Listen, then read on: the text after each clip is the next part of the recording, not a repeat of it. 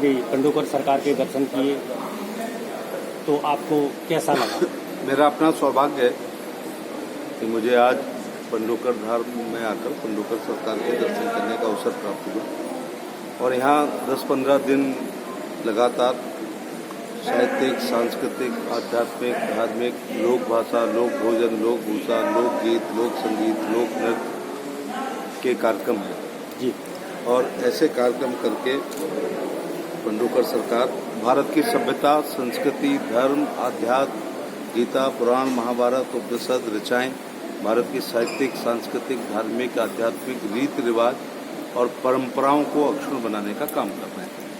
इसलिए एक सनातनी होने के नाते मैं सरकार का आभार प्रकट करना चाहूँगा कि ऐसे कार्यक्रम से भारत की एकता, अखंडता, भाईचारा और सद्भाव भी मजबूत होता है और पश्चिम की सभ्यता बहुत तेजी के साथ विभिन्न माध्यमों से हमारे घर में आ रही है।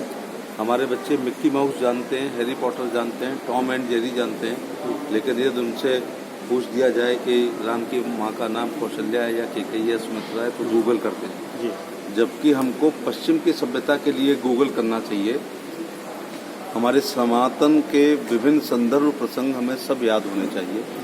इसलिए ऐसे कार्यक्रम जिसमें रात में बच्चे भी आएंगे और 10, 12, 15 दिन तक आएंगे, तो यदि उनमें हम सनातन के प्रति जिज्ञासा पैदा करने में सफल हुए, तो जो व्यक्ति धार्मिक होता है वो सहिष्णु होता है, उदार होता है।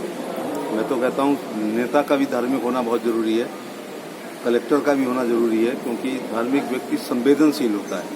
तो ऐसा व्यक्ति फिर विधवा पेंशन के लिए परेशान नहीं करता है, फिर मुख्यमंत्री आवास योजना या प्रधानमंत्री गरीब आवास योजना के लिए फाइल को नहीं लटकाता है।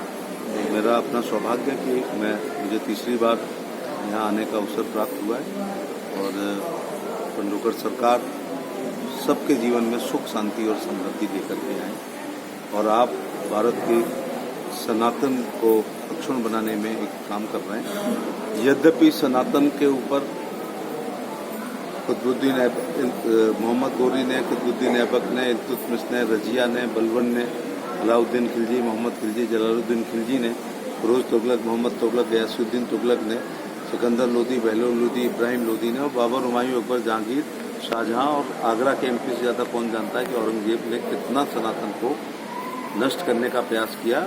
लेकिन हमारे धर्माचार्यों ने, हमारे आचार्यों ने, हमारे बाबा महात्माओं ने सनातन को जिंदा रखा है और सनातन फल फूल रहा है। इस समय फिर एक बार हमारे सभी साधु संत महात्मा की वजह से सनातन और पनप रहा है और अक्षुण्ण हो रहा है और सुरक्षित हाथों में। मैं कोई राजनीतिक बात नहीं कहना चाहूँगा, लेकिन फिर भी भारतीय जनता पार्टी बाकी पार्टियों की तुलना में भारत की सभ्यता, संस्कृति, धर्म, अध्यात्म, सनातन के बारे में ज़्यादा संवेदनशील है।